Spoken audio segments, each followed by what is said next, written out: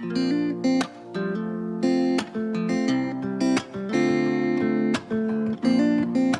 à tous, c'est Malika d'Urban Pets. Aujourd'hui au registre B à bas du chiot, on va parler d'apprentissage et la propreté pour les chiots.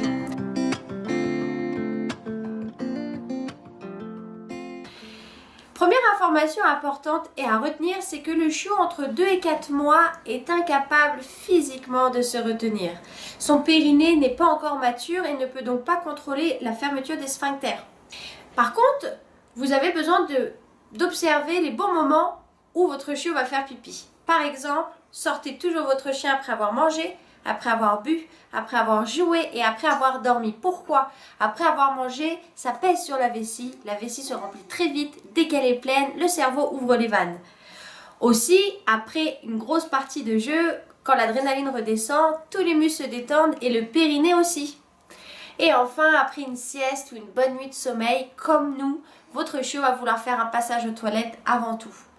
Donc pensez-y, si vous le sortez hyper souvent, votre chiot a plus d'opportunités de faire au bon endroit. Et donc pour vous, de le féliciter et de le récompenser généreusement. Il apprendra très vite que c'est payant de faire à cet endroit-là, donc dehors.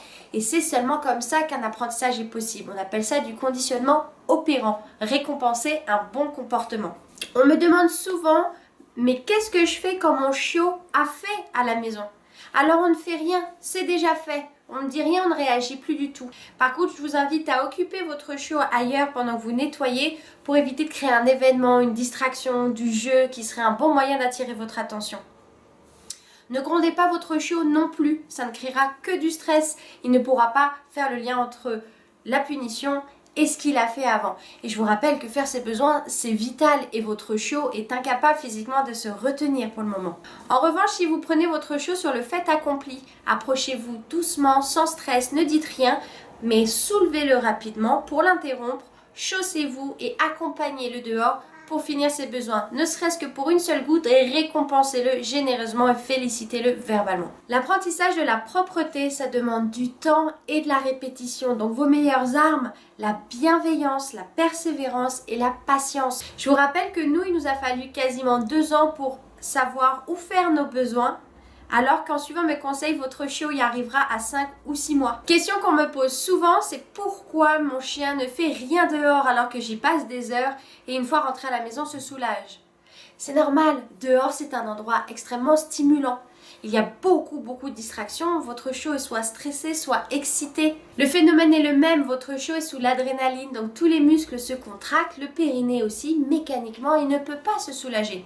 Je vous suggère donc quand vous sortez votre chiot de vous diriger vers un endroit très calme, sans distraction, d'attendre patiemment que votre chiot se soulage, ne le stimulez pas et une fois qu'il a fait ses besoins, vous le récompensez généreusement et vous pourrez partir en balade. Enfin, certains d'entre vous me demandent pourquoi mon chien fait ses besoins à la maison en mon absence alors qu'il est propre quand je suis là. Il s'agit d'un symptôme d'anxiété et ce sera le sujet d'une prochaine vidéo.